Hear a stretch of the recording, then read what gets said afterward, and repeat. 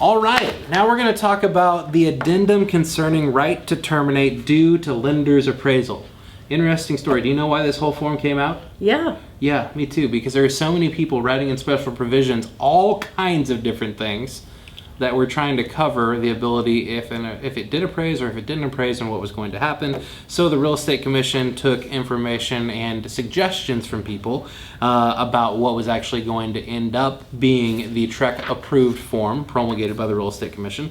And this is what it is. So it is probably one of the most confusing forms that is out there, and we're going to do our best today to educate you on what it truly means. So I want you to I'm going to go ahead and read something right up here at the very top of this form because it's important. The first thing it says, addendum concerning right to terminate due to lender's appraisal. Right underneath that, here's what it says, and this is important, y'all. Use of the third-party financing addendum is attached to the contract, and the transaction does not involve FHA insured or VA guaranteed financing. So that means you cannot use this form for FHA or VA financing. So if on the third-party financing addendum you checked those boxes, you cannot use this form. Probably one of the most common mistakes that we see is we get this form sometimes with those contracts. Now, or if that's the cash and they want to do an appraisal. Yeah, exactly. Or if it's cash and they want to do an appraisal. Denmark. Yeah, exactly. Okay, so here's the way that I want you to remember this. If you choose checkbox 1 here, you're writing a blank check. You have no idea how much you're writing a check for, but basically what it says is if you're under contract for $200,000 and for some reason that house comes in and appraises for $100,000, you're agreeing to write a check for $100,000. Extra. You have $100,000 extra to make up that difference so that you can get that loan, okay?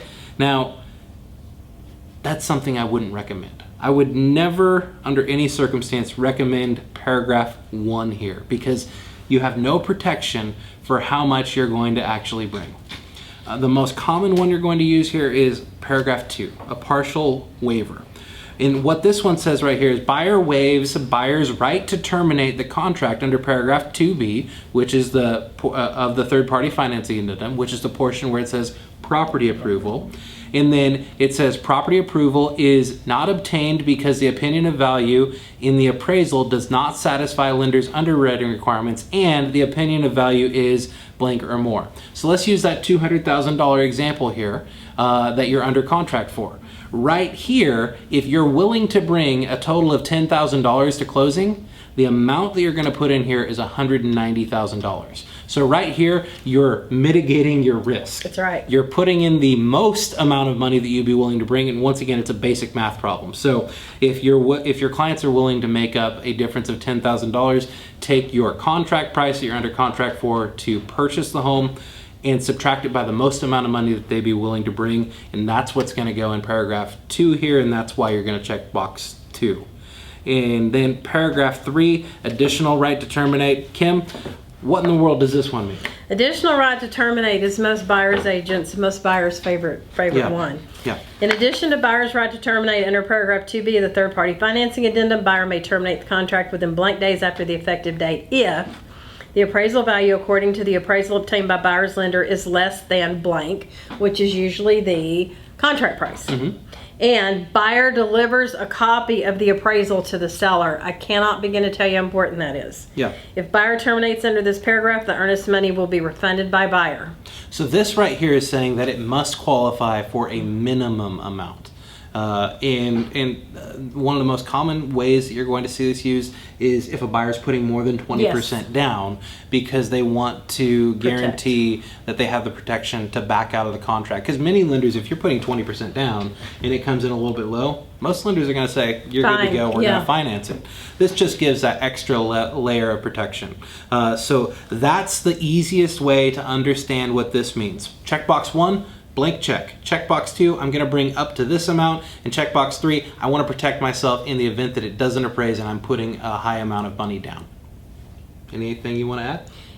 In most multiple offers, listing agents and sellers are wanting one checked. Yes. So please explain to your buyer if they check that, it is truly a blank check. For box 1. Yep. Yeah. Yep, so because a lot of listing agents will counter that. Correct. Yeah, especially if you're going over what the listing That's right. price is. We put a listing price on it most of the time because we've done research and figured out, hey, you know, if an appraisal were done, this is the area we think it's going to come back. So if you have people going $10,000, $15,000, $20,000 above what it's listed at, as a listing agent, you want to see one of these, and you want, at the very least, checkbox number 2 checked to protect your sellers Right. in the event that it doesn't appraise, so that you have somebody who has agreed to bring the money to closing. Now, is it possible that they could find other ways in the contract to find a way out of it? It is possible, yet this reduces the risk based upon the third-party financing addendum. Absolutely. All right, perfect. See, it's not really that confusing. There you go. Yeah, it's not that confusing. It's just that confusing if you haven't read it. So, all right.